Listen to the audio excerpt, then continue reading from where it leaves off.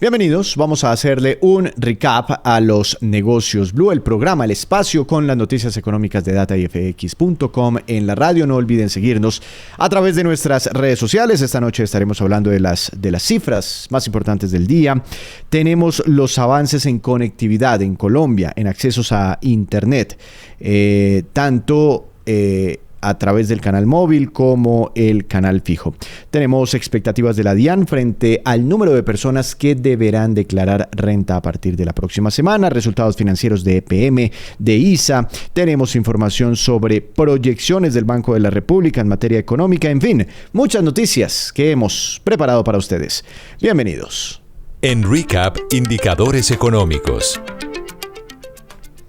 Pero empecemos con los indicadores económicos de esta jornada. Hoy es miércoles 6 de agosto. ¿Cómo le fue al dólar? ¿Cómo le fue al petróleo? Al Bitcoin. Natalie. Víctor, la carga de café bajó y se comprará mañana en promedio a 2.392.000 pesos. El petróleo europeo Brent bajó a $66,89 y el estadounidense WTI bajó a $64,37. La tasa representativa del mercado que regirá mañana bajó a 4.097 pesos con 35 centavos y el Bitcoin subió 1,08% a $115.164.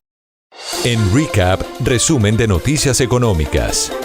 Empezamos este resumen de noticias económicas hablando sobre accesos a Internet móvil, a Internet fijo. En el caso de los accesos a Internet móvil, siguen creciendo y en el primer trimestre de este año superaron los 49 millones de accesos.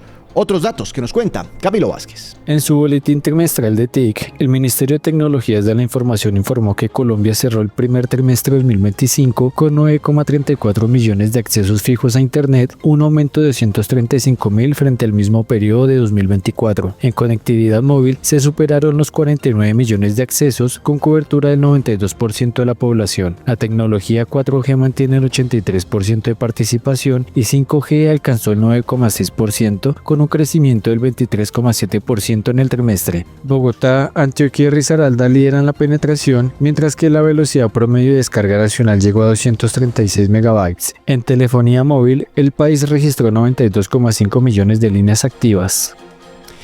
A partir de la próxima semana, del 12 de agosto exactamente, empiezan los vencimientos para que las personas, dependiendo del número de identificación, declaren renta ante la DIAN. Y esta entidad tributaria del gobierno nacional está calculando que más o menos 6.700.000 personas deberán cumplir con esta obligación, declarar renta ante la DIAN por sus ingresos del año 2024. Y de esa cantidad, aproximadamente 400.000 personas naturales deberán declarar renta por primera vez. La DIAN ha venido adaptando sus sistemas tecnológicos para que todo fluya, para que todo transcurra con normalidad.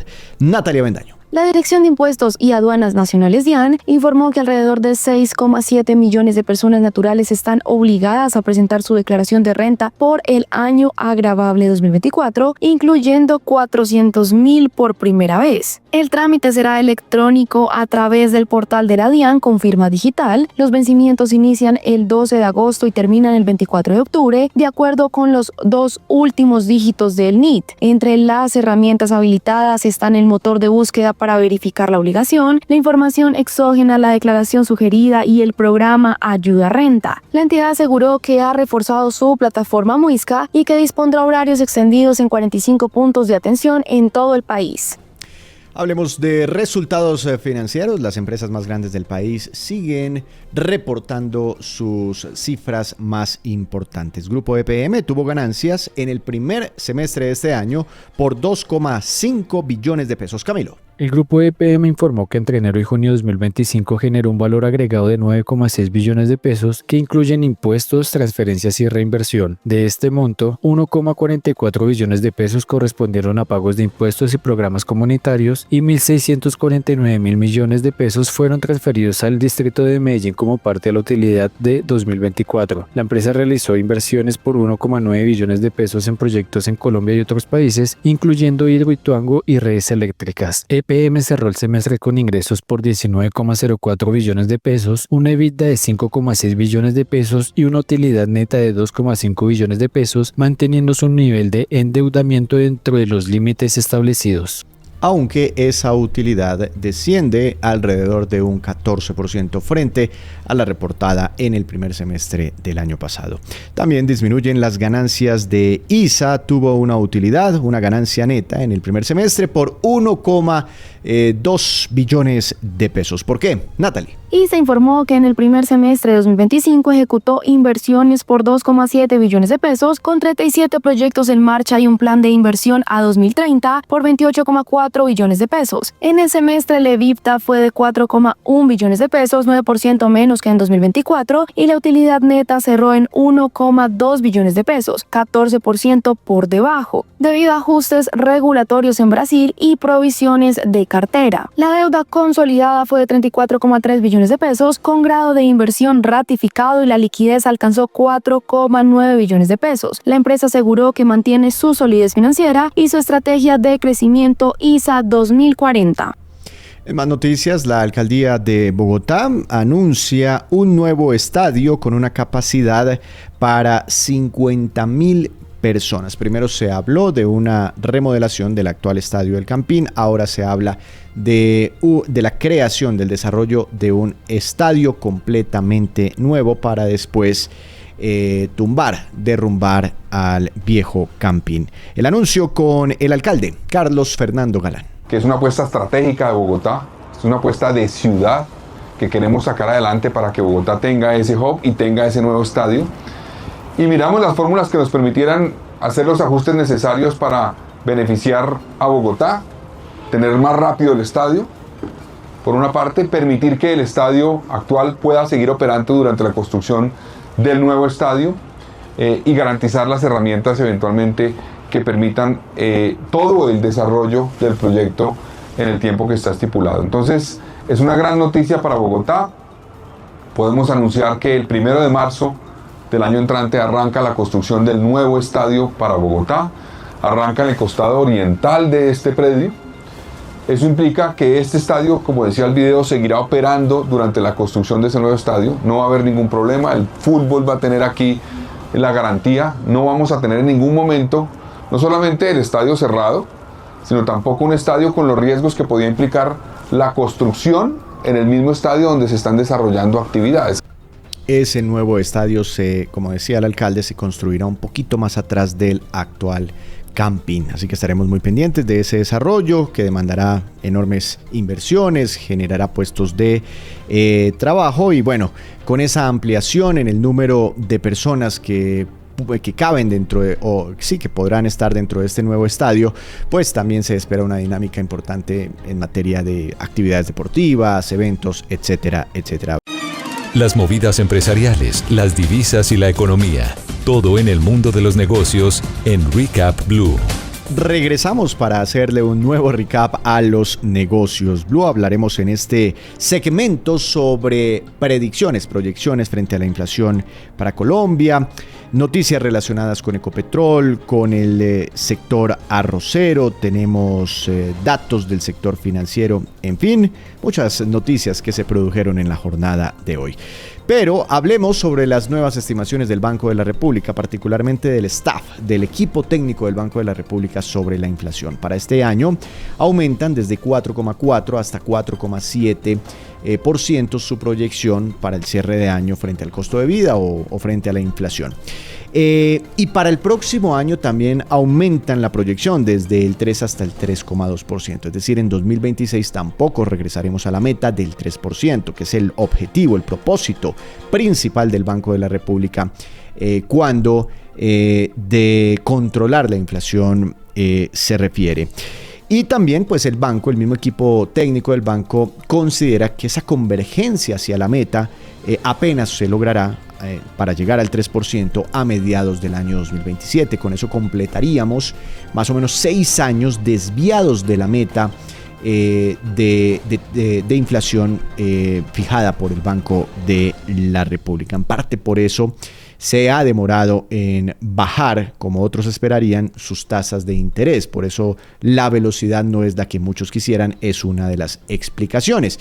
Y en parte esas nuevas estimaciones se dan porque la inflación ha venido cayendo más lentamente frente a las previsiones anteriores. Hoy se revelaron los resultados, o fueron explicados los resultados del último informe de política monetaria del emisor, y escuchemos la explicación del gerente técnico del Banco de la República, Hernando Vargas. Que la inflación en el segundo trimestre del año descendió a 4.8%, después de 6 meses de estabilidad alrededor del 5.1%, mientras que la inflación básica, que en nuestro pronóstico se refiere a la inflación sin alimentos ni regulados, detuvo su descenso y se mantuvo en 4.8%.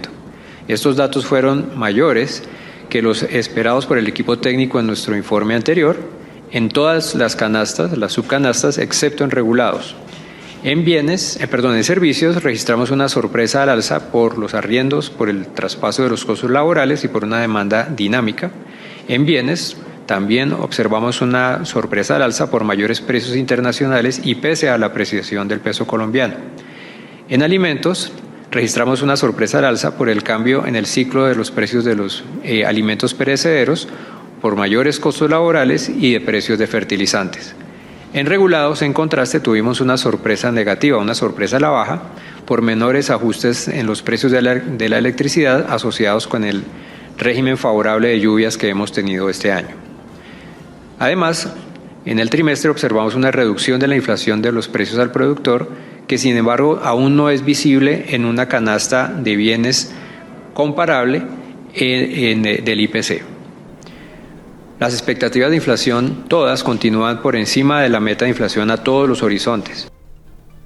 En más información, los bloqueos en vías de los departamentos de Cundinamarca y de Boyacá están dejando cuantiosas pérdidas para los transportadores en buses intermunicipales. Camilo. La Asociación de Transportadores Intermunicipales informó que los bloqueos en la vía Bogotá-Tunja, Paipa-Sogamoso, liderados por comunidades campesinas y pequeños mineros, mantienen suspendida en más de un 98% la operación del transporte intermunicipal en este corredor. El cierre total de terminales ha impedido más de 800 despachos y ha dejado sin movilización a cerca de 45.000 pasajeros. Las pérdidas superan los 1.000 millones de pesos. ADIT solicitó al Ministerio de Transporte habilitar rutas alternas y promover un diálogo urgente para restablecer la movilidad.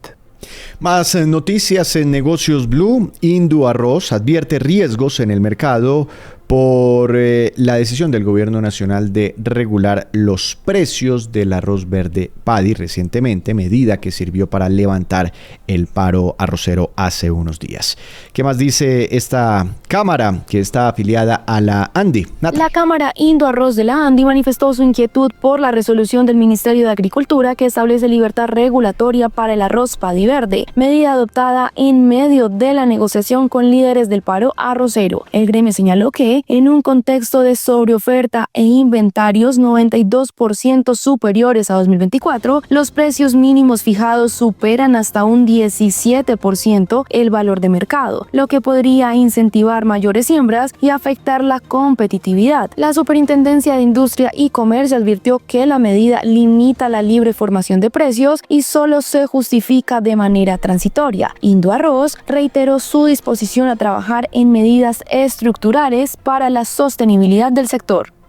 Ecopetrol hoy reportó que una de sus filiales, ISA, alcanzó 50.000 kilómetros de líneas de transmisión en los países donde opera, y de otro lado anticipó Ecopetrol que la producción de petróleo en el segundo trimestre de este año fue la más alta de los últimos 10 años, con una participación relevante dentro de la producción nacional. Ricardo Roa, presidente de la empresa más grande del país. Los resultados de ISA han tenido en esa consolidación, en esa posición cada vez más grande que va teniendo de la participación en nuestros ingresos, en nuestra EBITDA y en nuestra utilidad neta.